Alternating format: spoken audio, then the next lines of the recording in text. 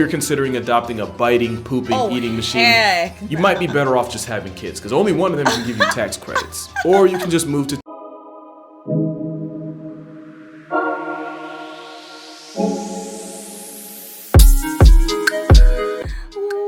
What's up guys, you're gonna VIP Panda. So today we're gonna be diving into a casual geographic video. I haven't done one of these in a long time. I know you guys probably like, Panda, where's some of the other videos? You know, I know we need some new content. Come on, Panda. But no, we are gonna be reacting to the science behind the unproblematic nature of the capybara. So I always want to know what a capybara is. Like, is it a rat? Like, what is it? But yeah, we're gonna watch this video, guys. All right then, and without further ado, let's go. Hop up in the after. Oh, he's surfing on him? I made this joke already. Huh? How you doing? I missed that. I hope you have a good day. I hope you have a better week. I hope your month is full of successful Dang, that days thing's is and a lot of great big. ventures. I hope you just come up, brother. You smell great. You smell great. Oh, they wasn't fighting, but they were just chilling. Look, they're cool. Oh, the capybara.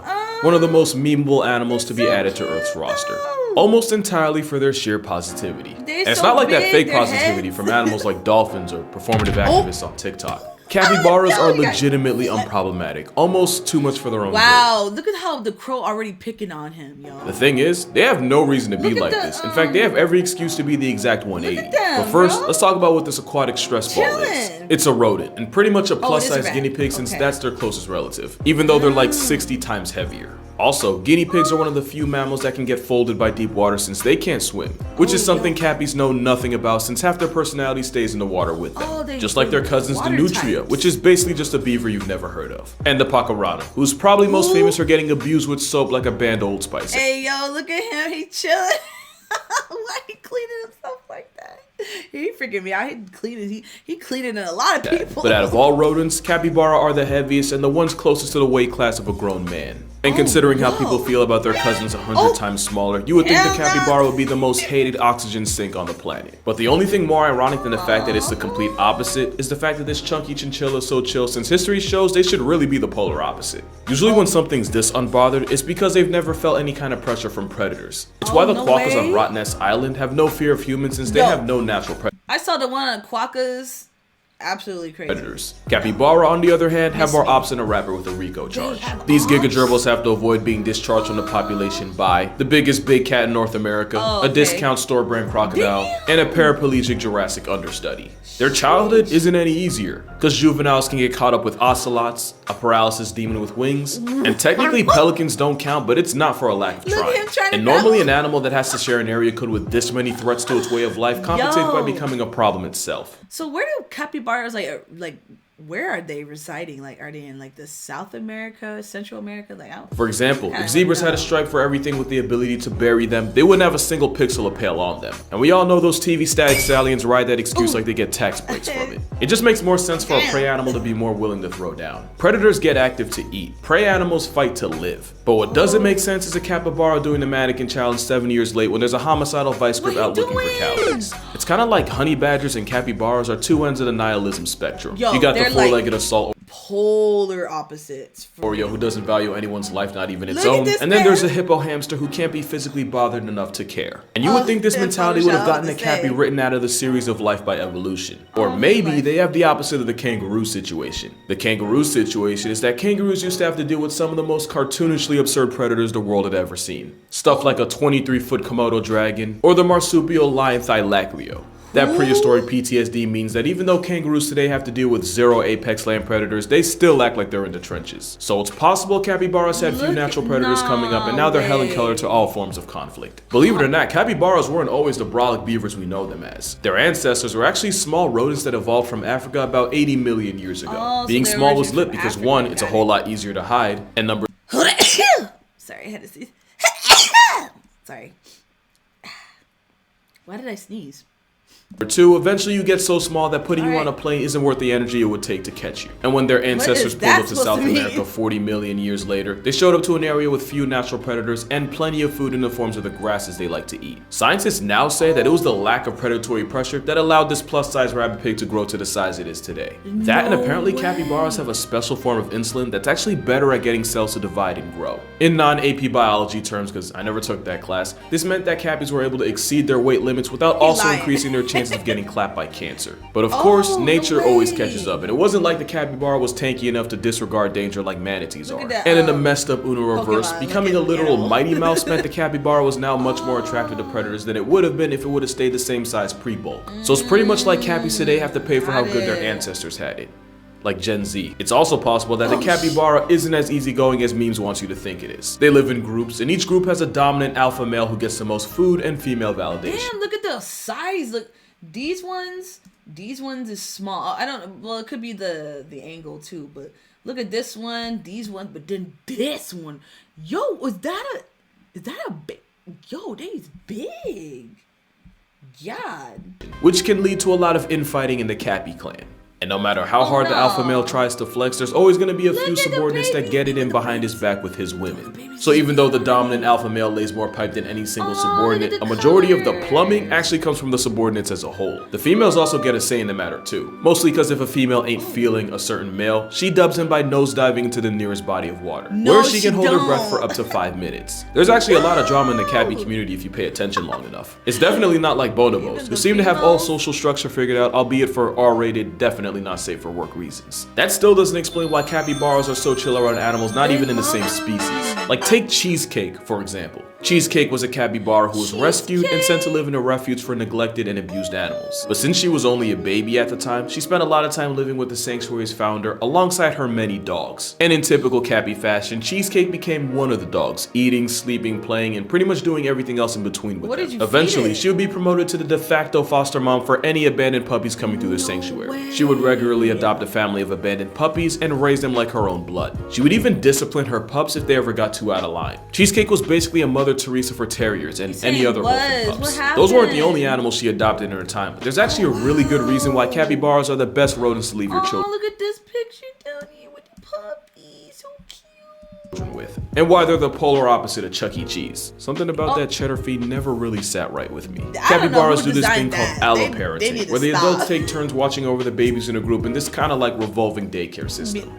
They'll even that need to take a job at Five Nights at Freddy looking like that. Go as far as nursing pups that aren't even theirs. Pray for bro on the left. He going through some stuff none of us can comprehend right now. The benefit is that in a jungle full of EDP-sized threats to minors, this actually increases the Cappy pup's chances at actually surviving long enough to celebrate their birthday. But it also means that Cheesecake wasn't just a stepmother. She was the mother that stepped up. Also, I just want to say that the same sanctuary would end up getting another capybara named Cobbler, and now Cheesecake and Cobbler are homies, and I feel like we should just take some time to appreciate that. Another thing to appreciate is that plenty of other animals like monkeys or painted dogs do the whole alloparenting thing, but cappies are the only rodents that do it. Well, actually, technically not really. Turns out red squirrels will adopt orphans as long as they're somewhat closely enough related to them. But that's not the same as having a built-in nursery system in the group. So it seems that being naturally social, being as swole as they are, and having literal stepmother software in their system is what makes this He-Man hamster what it is. Capybaras got so much clout that even though they're truly native to South America, they have a pretty sizable fan base all over, but especially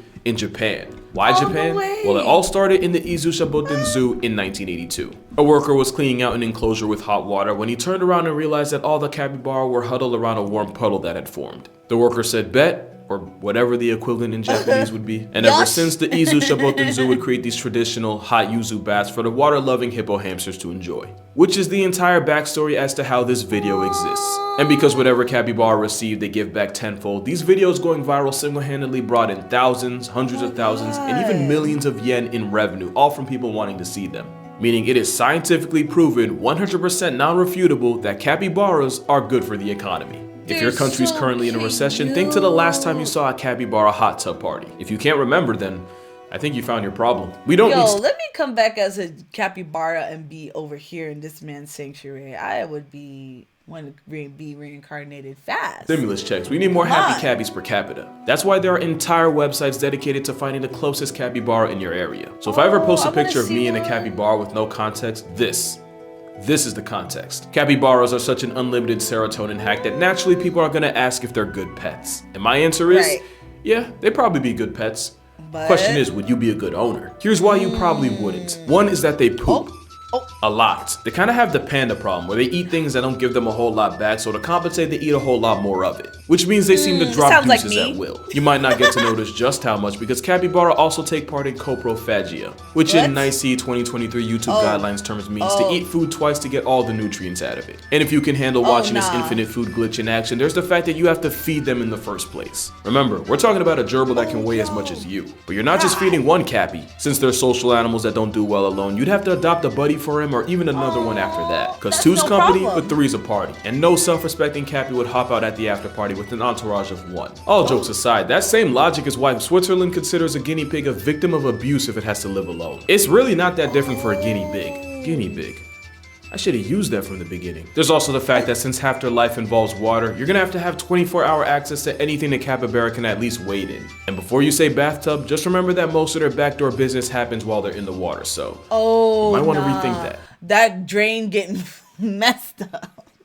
Absolutely not. But the best reason why you might want to hold off on adopting a walking coconut. A walking coconut. It's still a wild animal. Don't let the memes get it twisted. Despite all the hype, they're still very much capable of inflicting violence when they want to. Bro, come on. You're supposed to be encouraging me. What you doing?